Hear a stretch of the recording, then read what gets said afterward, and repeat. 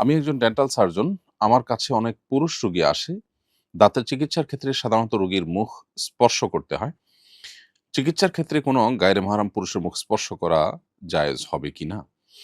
আ আপনার প্রশ্নের উত্তর হলো যে, পুরুষরা পুরুষ রোগীরা পুরুষ ডাক্তারের কাছে, মহিলা রোগীরা মহিলা চিকিৎসকের কাছে যাওয়ার চেষ্টা করবেন এবং সেই পথ যদি কোনোভাবেই খোলা না থাকে, আপনি এমন কোনো জায়গায় আছেন যে এই রোগের জন্য কোনো উম মহিলা হয়ে পুরুষ চিকিৎসক পাচ্ছেন না কিংবা পুরুষ হয়ে কোনো পুরুষ উপযুক্ত ভালো আ ডাক্তার পাচ্ছেন না।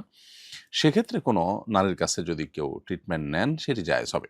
আপনি অ্যাজ এ ডক্টর যদি কোনো পুরুষ পেশেন্ট পান তাহলে সেক্ষেত্রে অন্য পুরুষ পেশেন্টদের কাছে তাকে যাওয়ার জন্য পরামর্শ দিতে পারেন এবং সে রাস্তা আমাদের বাংলাদেশের প্রেক্ষাপটে আ অবশ্যই সুগম এবং অনেক বেশি খোলা আছে। একজন নারী হিসেবে আপনি নারী এবং শিশুদের চিকিৎসা করবেন। আমি জানি এতে হয়তো কিছুটা পেশেন্ট আপনার কমে যাবে এবং এটা আপনার জন্য একটু স্ট্রাগল এর হবে, একটু চ্যালেঞ্জিং হবে। কিন্তু এই চ্যালেঞ্জটাই তো দিনের খাতিরে আমাদেরকে নিতে হবে।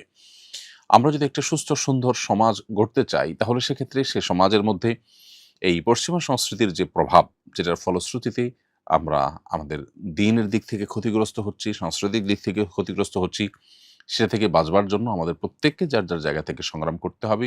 এই যে কোরবানি, এই যে ত্যাগ বা স্যাক্রিফাইস আপনি করবেন, এর ফলে আল্লাহ তাআলার কাছে আপনি আজর এবং বিনিময় লাভ করবেন। হ্যাঁ, কোনোভাবে যদি এমন হয় যে কোনো পুরুষ আ আ ডাক্তার নেই এটার জন্য এবং পুরুষ ডাক্তারের কাছে যাওয়াটা তার জন্য অনেক দুঃসাধ্য, কঠিন। তাহলে সেক্ষেত্রে নিরুপায় হিসাবে আপনি অবশ্যই এরকম রোগীর ট্রিটমেন্ট করতে পারেন এবং সেক্ষেত্রে গ্লাভস ইত্যাদি ব্যবহার করে নিয়ে আপনি যতটুকু না হলে নয়, ততটুকু স্পর্শ করবেন এবং ফিতনা থেকে বেঁচে থাকার জন্য সর্বাত্মক চেষ্টা করবেন। আল্লাহ রাব্বুল আলামিন চান আমরা যেন পবিত্র থাকি, আমাদের সমাজটা যেন পরিচ্ছন্ন থাকে, নোংরামিতে যেন ভরে না যায়। যেমনটি পশ্চিমা সভ্যতাকে যারা আলিঙ্গন করেছে তাদের সমাজটা নোংরা হয়ে গেছে এবং তারা যেরকম পবিত্র জীবনযাপনের কথা চিন্তাও করতে পারেন না। আল্লাহ রাব্বুল আলামিন আমাদেরকে যে নিয়ামত দিয়েছেন সেই নিয়ামতটাকে ধরে রাখবার জন্য আপনার চেষ্টা করা উচিত।